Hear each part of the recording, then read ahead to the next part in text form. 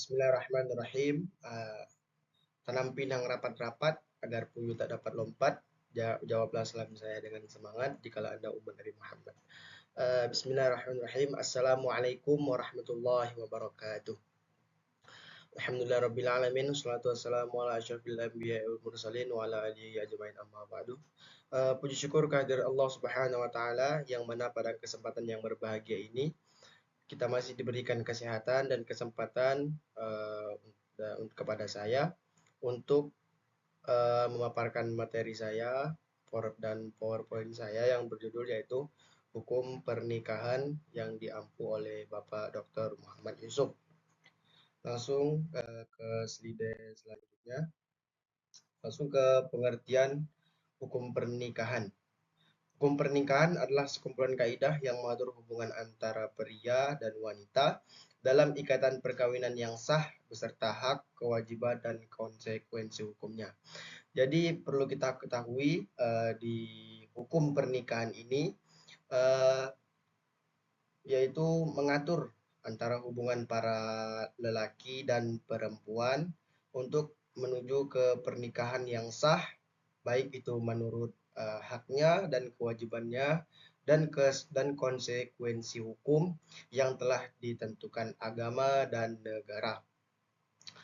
Ikatan lahir dan batin antara seorang pria dan wanita sebagai suami istri dengan tujuan membentuk keluarga yang bahagia dan kekal berdasarkan ketuhanan yang Maha Esa.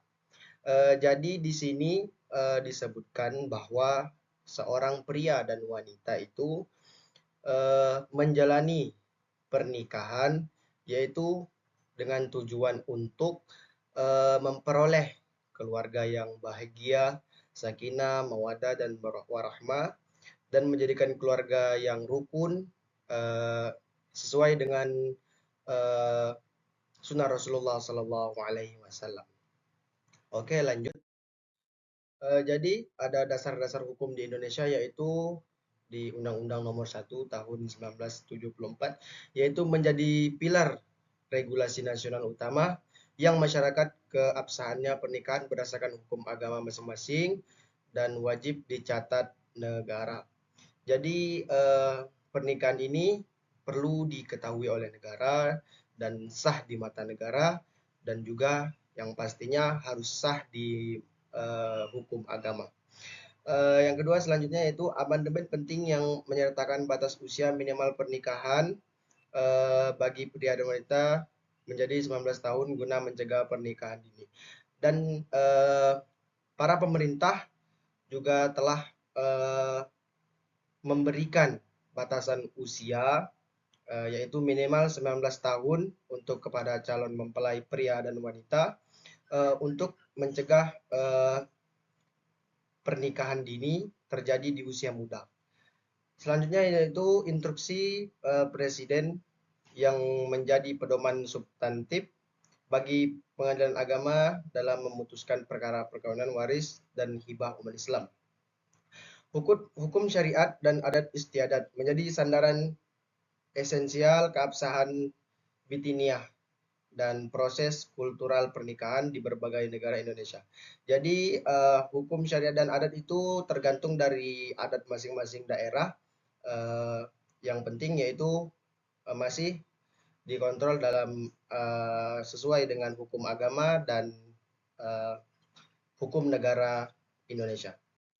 Lanjut ke syarat sah pernikahan, yaitu di hukum negara telah disebutkan yaitu yang pertama yaitu persetujuan sukarela dari kedua calon mempelai. Jadi di pernikahan ini tidak ada unsur paksaan menurut negara dan harus dengan keinginan kedua belah pihak dan tidak tertekan antara laki-laki dan perempuan. Selanjutnya yaitu izin resmi orang tua bagi yang berumur di bawah 21 tahun. Ya, selanjutnya mencapai minimal usia 19 tahun untuk pria dan wanita, bebas dari hubungan darah dan susuan yang dilarang. Jadi telah disebutkan telah dalam agama bahwa banyak hal-hal yang dilarang antara keluarga yang mahram dan yang bukan mahram. Selanjutnya yaitu menurut hukum syariat Islam. Yang pertama yaitu kedua calon mempelai harus beragama Islam. Jadi di sini masih banyak yang kita ketahui bahwa masih ada beberapa orang yang masih eh, dari entah itu dari sebelah laki-laki. Yang kedua yaitu calon istri berstatus halal, telah disebutkan tadi di hukum negara tadi. Yang selanjutnya adanya wali nikah nasab atau hakim bagi perempuan. Itu sangat penting untuk bagi calon mempelai perempuan, adanya wali nikah yang memang betul-betul dari perempuan tersebut. Yang terakhir yaitu tahu persis identitas dan kerelaan calon pasangan. Selanjutnya rukun pernikahan fikih. Yang pertama yaitu seorang pria beragama Islam, jelas identitasnya dan terbebas dari halangan syariat untuk menikahi calon istrinya.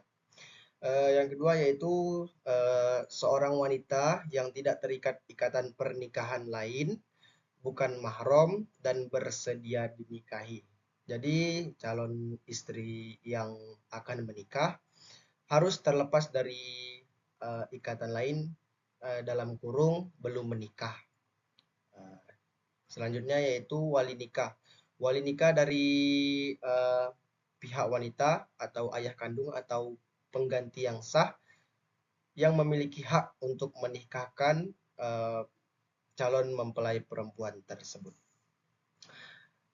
Dan yang keempat yaitu adanya dua orang saksi, dua laki-laki merdeka, dewasa, berakal, sehat, dan adil, dan mendengar langsung prosesi ijab kabul. Yang terakhir yaitu ijab kabul, pernyataan serah terima pernikahan yang diucapkan oleh wali dan dijawab oleh calon suami.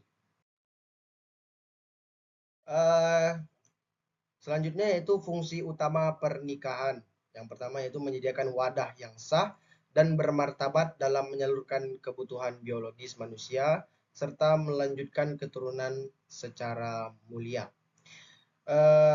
Selanjutnya itu mendirikan madrasah, pertama bagi tumbuh kembang anak untuk menanamkan akhlak mulia dan kecakapan sosial. Jadi sangat penting bagi orang tua untuk menjadikan anaknya yaitu sebagai madrasah pertama agar anak bisa belajar dari orang tuanya langsung, seperti contoh memberi pelajaran dan mendengarkan surah Al-Fatihah, mengajarkan surah Al-Fatihah untuk yang pertama kali. Jadi kepada orang tua itu akan menjadi amal jariah sampai anak itu wafat nantinya.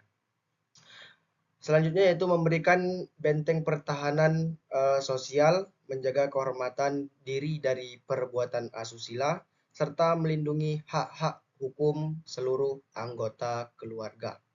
Jadi peran orang tua yaitu menjadi benteng pertahanan sosial, yaitu menjaga anak-anak agar selalu dalam naungan orang tua dan selalu menjaga pergaulan anak agar tidak terjerumus ke hal-hal yang diharamkan oleh Allah Subhanahu wa taala. Mungkin hanya itulah yang dapat saya sampaikan, lebih dan kurang saya mohon maaf. Saya akhiri dengan ucapan Assalamualaikum warahmatullahi wabarakatuh.